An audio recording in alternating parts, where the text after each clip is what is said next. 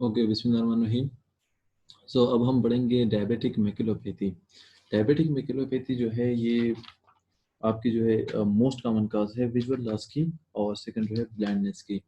Diabetic maculopathy at any stage of the diabetic retinopathy it can occur. So diabetic maculopathy किस किस तरह से किस किस किस्म के हो सकते हैं।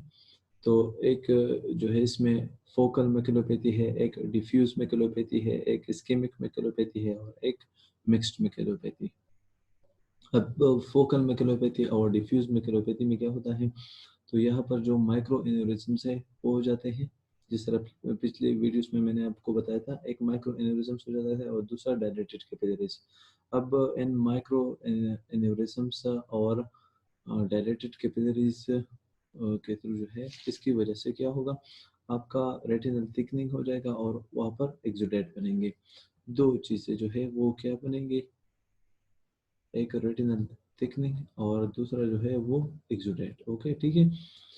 अब इन दोनों में फ़र्क क्या है, फोकल मैकुलोपैथी में और डिफ्यूज मैकुलोपैथी में। सो फोकल मैकुलोपैथी जो है वो सर्कमस्क्राइब्ड रेटिनल थिकनिंग होगी इसमें, जबकि डिफ्यूज मैकुलोपैथी में क्या होगा, उसमें डिफ्यूज रेटिनल थिकनिंग होगी। Circumscribed means with in limit area. Okay, focal micro aneurysm यहाँ पर होंगे और यहाँ पर स्कैटर्ड माइक्रो एन्यूरिज्म्स होंगे। जब यहाँ पर फोकल माइक्रो एन्यूरिज्म होंगे तो वो क्या होगा, लिमिट लीकेज होगा। जब यहाँ पर लिमिट लीकेज होगा तो यहाँ पर सर्कमस्क्राइब्ड रेटिनल थिकनिंग होगी विद एक्सुडेट, और वो एक्सुडेट जो है वो किस किस्म का होगा, वो हार्ड एक्सुडेट होगा। जबकि डिफ्यूज मैकुलोपैथी में क्या होगा कि आपके स्कैटर्ड माइक्रो एन्यूरिज्म्स हो जाएंगे। यहाँ पर फोकल माइक्रो एन्यूरिज्म ये बहुत ही इंपॉर्टेंट है, क्योंकि आपको कंसेप्ट यहाँ से समझ आएगा। जब आपकी फोकल मैक्रोएनेरिज्म यहाँ पर हो जाती है तो फिर लिमिट लीकेज होगा, वहाँ पर जो रेटिनल थिकनिंग होगी वो जो है विद इन लिमिट होगा। एक स्पेशल एरिया जो वहाँ पर लोकलाइज होगा और वहाँ पर एक्सुडेट भी बनेगा जो कि हार्ट एक्सुडेट है। यहाँ पर डिफ्यूज मैकुलोपैथी में स्कैटर्ड माइक्रो एनेरिज्म्स होंगे, और स्कैटर्ड माइक्रो एनेरिज्म्स जब होंगे तो एक्सटेंसिव लीकेज होगा। वहाँ पर क्या होगा, एक्सटेंसिव लीकेज होगा। अब एक्सटेंसिव लीकेज की वजह से जो है आपका डिफ्यूज रेटिनल थिकनिंग हो जाएगा, और इसके साथ साथ जो है वो एक्सुडेट भी होंगे, और यहाँ पर भी एक्सुडेट हार्ड एक्सुडेट होंगे। तो focal maculopathy, diffuse maculopathy. Focal maculopathy में जो है वो आपका एक एरिया जो है उसको लिमिट कर देता है, आपके जो मैकुला है वहाँ पर इसको इन लिमिट एरिया वहाँ पर होता है, सर्कमस्क्राइब्ड रेटिनल थिकनिंग होंगे वहाँ पर, और यहाँ पर डिफ्यूज होगा, बहुत ज़्यादा होगा। अच्छा, अब हम इसकी इन्वेस्टिगेशन कैसे करते हैं, ये किस तरह इन्वेस्टिगेट करते हैं कि हाँ यहाँ पर जो है आपका फोकल मैकुलोपैथी हुआ है, आपका डिफ्यूज मैकुलोपैथी हुआ है, तो उसके लिए हम इस्तेमाल करते हैं fluorescent focal angiogram. Okay, angiography जिसको हम कहते हैं, फ्लोरेसेंट फोकल एंजियोग्राफी। तो अगर हम ये पेशेंट की वेसल में इंजेक्ट करते हैं और फिर उसकी जो है एंजियोग्राफी करते हैं, तो फिर हमें क्या मिलेगा, हमें क्या मालूम होगा कि जो फोकल लीकेज जो है वो इस तरह मालूम होगी, और ये लेट स्टेज पे होगा कि हाइपर फ्लोरेसेंस लीकेज होगा उधर।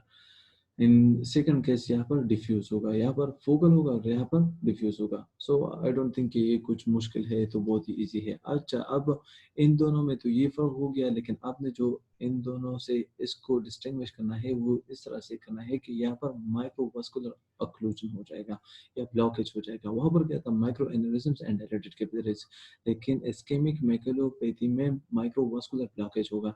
इस माइक्रोवास्कुलर ब्लॉकेज की वजह से जो है आपका फोविया जो है उसको परफ्यूजन नहीं होगा। जब फोविया को परफ्यूजन नहीं होगा, जो फोवियल एवास्कुलर जोन है वो बड़ा होता जाएगा। लेट सपोज आपका फोविया है, या सॉरी मैकुला है ये। अब यहाँ पर जो है ये आपका रहा फोविया, और ये रहा फोवियल रीजन जो है, जो ये यहाँ से लेकर यहाँ तक, जो कि वास्कुलर है, ठीक है। अब क्या होगा, अगर आपका माइक्रोवास्कुलर ऑक्लूजन हो जाता है तो यहाँ पर इसको परफ्यूजन नहीं मिलेगा, यहाँ पर इस्कीमिया कास हो जाएगा, यहाँ पर भी इस्कीमिया कास हो जाएगा। तो ये जो एरिया पहले इतना था तो ये अब बड़ा हो जाएगा, और इस एरिया को हमने क्या कहा था, इस एरिया को, इसको हमने कहा था फोवियल एवास्कुलर जोन, क्योंकि यहाँ पर वेसल्स नहीं होते, ठीक है। सो सिंपली दोबारा आपको ये समझा देता हूँ, ये रहा मेकुला, ये रहा फोविया, ये यहाँ से लेकर यहाँ तक जो है ये वस्कुलर जोन है। इनिशियली जब वस्कुलर अक्लूजन हो जाएगा तो ये एरिया ज़्यादा जो है वो हो जाएगा, ठीक है। तो ये रहा आपका इस्केमिक मैकुलोपैथी और इसके बाद जो है मिक्स्ड मैकुलोपैथी। अब इन तीनों कंडीशंस में जो भी कंडीशंस मिल जाते हैं और आपको इस तरह की प्रेजेंटेशन देंगे तो उसको हम फिर मिक्स्ड मैकुलोपैथी कहते हैं। अच्छा, क्लिनिकल सिग्निफिकेंट मैकुलर एडिमा ये एक टर्म है जो कि आपको समझना चाहिए। अब ये होता क्या है इसमें, जब आपका मैकुलर एडिमा है वो क्लिनिकली सिग्निफिकेंट मीन्स कब होगा, तो ये तब होगा जब आपकी रेटिनल थिकनिंग है वो और जो वहाँ पर एक्सुडेट भी होगा उसके साथ। तो ये retinal thickening and exudate this will be with in 500 micron of the centre of the macula. ये जो सेंटर ऑफ मैकुला है ना, यहाँ पर क्या होगा, रेटिनल थिकनिंग विद एक्सुडेट होगा। एक ये हुआ, और एक मींस रेटिनल थिकनिंग हो गई, दूसरा जो है वहाँ पर एक्सुडेट होगा, और तीसरा जो है जो रेटिनल थिकनिंग है वन डिस्क एरिया और लार्जर। यहाँ पर ये होगा कि आपके रेटिनल थिकनिंग जो है वो वन डिस्क एरिया या उससे ज़्यादा होगा। Retinal thickening will be one disc area और लार्जर देन दैट, और इस डिस्क का जो है उसका कुछ ना कुछ पार्ट जो है within one disc diameter of centre of macula होगा। मीन्स में यहाँ पर ये आपका जो है ये क्या है, ये मैकुला है लेट्स से, और यहाँ पर जो है ये रेटिनल थिकनिंग जो है लेट्स से ये बनी हुई है आपका, ठीक है, ये रेटिनल थिकनिंग है लेट्स से। जब ये रेटिनल और ये रेटिनल थिकनिंग कितनी है, ये let's say one disc area है, और इसका कुछ पार्ट जो है within one disc area of macula आ जाए, तो फिर जो है आपकी जो मैकुलर ओडिमा है वो क्लिनिकली सिग्निफिकेंट हो जाती है। So this was all about diabetic maculopathy. और आपने याद रखना है कि डायबिटिक मैकुलोपैथी जो है वो किसी भी स्टेज पे हो सकती है।